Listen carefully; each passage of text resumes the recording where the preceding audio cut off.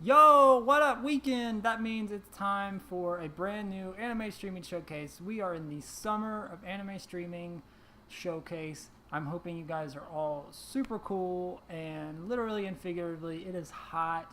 I don't like it. Summer is probably my least favorite season. I do not like sweating. I think it's gross. It's disgusting.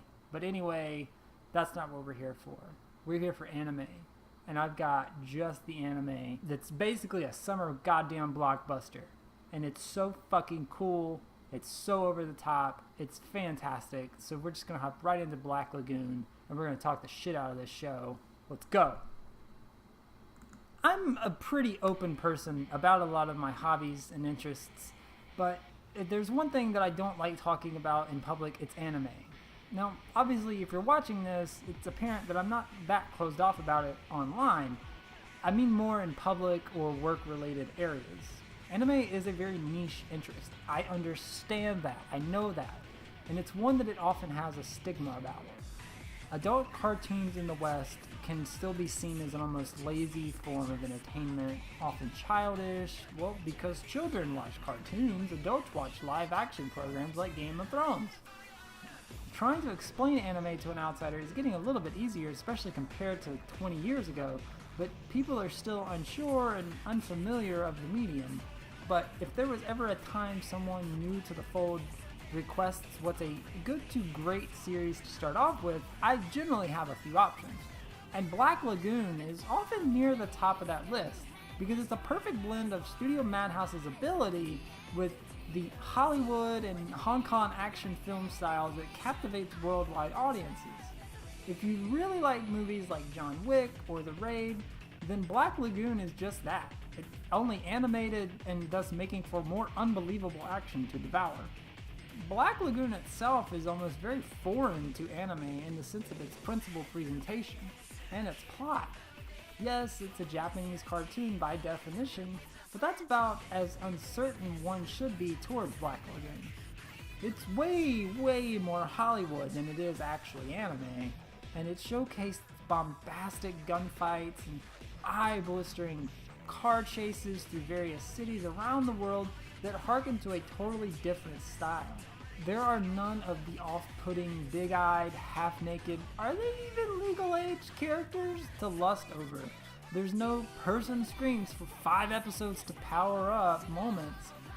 And there's no unnerving or wacky Japanese animation tropes that a lot of people inside and outside of the industry criticize it for. Black Lagoon is a relatively grounded presentation of pirates, gun-wielding mafiosos, yakuza, neo-Nazis, vampires, and just about everything else in between.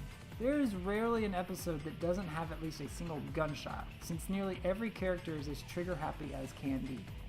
The eponymous Black Lagoon is often the main transportation of the Lagoon Company, manned by the pirate mercenaries, Revy, Dutch, and Benny. The company picks up the metaphorical viewer to join their journey in the form of Rock. Now, Rock is formerly a Japanese salaryman after his supervisor used him as an unsuspecting pawn and abandoned him in an illegal smuggling incident, and he quickly gains his sea legs. Unlike the rest of the crew of the Black Lagoon, Rock is more diplomatic. He's eagerly trying to dissolve situations with words over gunfights. Of course, it's rare that his views prevent bloodshed, but he still insists on brains being greater than brawn. However, the seedy crime world of the 1990s Roanpur, a fictional city in Thailand, hardly has time for his good intentions, and to ensure their livelihood can continue, they will do all they can to prevent Black Lagoon's interference. Fascinatingly enough, Roanpur is conveniently housed nearly every disreputable group imaginable. Yakuza, Mafia, Russian, Italian, the Colombian cartel, you name it. Battles will range from bars to on the high seas throughout Black Lagoon's 24-episode run. The world of Black Lagoon is not glamorizing the scenarios by any means. Every battle, no matter how big or small, takes its toll on the combatants, and despite the machismo on the surface, the lasting effects linger. They linger mentally, and they linger physically after the dust has cleared. But given that this is an anime, there are several supernatural, have to suspend your disbelief moments that only something in this medium can actually do. Practically everything from cars to robots on screen is seemingly a bullet sponge and requires extensive damage to finally subdue them. It's not a deal breaker, no, far from it, but it's certainly something to understand and accept going in. The world is fraught with danger, but it's highly unlikely any of the main characters are actually doomed. Much like a James Bond book or film or Sherlock Holmes novel, its creators have made their creations superheroes. They cannot, and they will not die, more than likely. At least not by anything but age or disease. Yes, they can be injured with broken bones and bruises, lingering effects from battle, but the possibility of them ever dying is a non-issue. Spoiler. And that's okay. Given the presentation and the type of show that Black Lagoon is, you do not actually wish deadly harm towards your protagonists because they're the sole force and they're the reason the show is exciting as it is. True, knowing this is kind of a spoiler, but if you also read comics, which is safe to assume you do, nerds, then you realize that Batman and Spider-Man's chances of actually dying forever is like 0.0001% of a reality. What I'm really just trying to hammer down is that Black Lagoon is a show you never take too seriously. It's a show that you can take in small arc by small arc. Typically contained within 3 to 4 episodes, with each telling is its own self-contained escapade. Of course, it helps that Geneon/Funimation have done arguably some of their best work on the dubbing of Black Lagoon.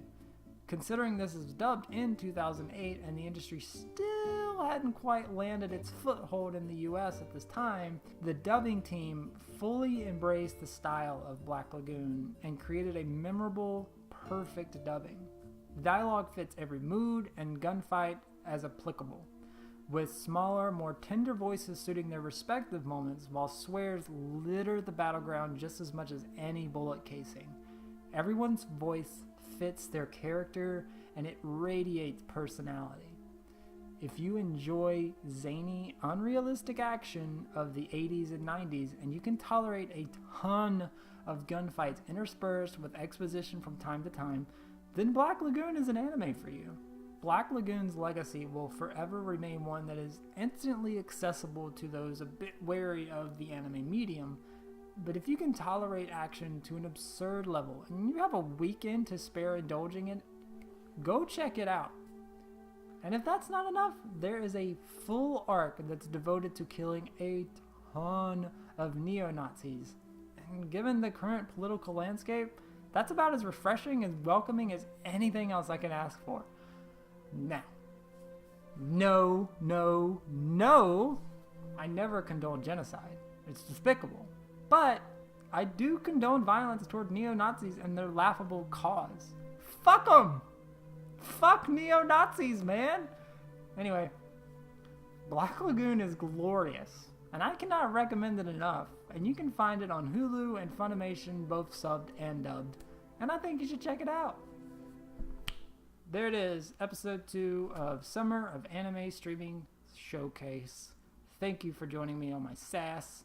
That was Black Lagoon. If you've never heard of it, please check it out. If you have heard of it, check it out again. I guarantee you it's still as good as you remember it. And as always, thank you very much for watching. Thanks for joining me. Check out everything else the Laser Time crew has going on for it. Check out the Talking Simpsons Patreon. Talking Simpsons is probably my favorite podcast that they have on their website. As a big Simpsons nerd myself, it's always fun to get other insights. Sometimes they actually teach me things, but not very much because I'm a super nerd about that dumb show and I've devoured everything I can about it. So go check it out. But we'll see you next time for a brand new episode of Anime Streaming Showcase in the Summer of Anime Streaming. See you around, guys.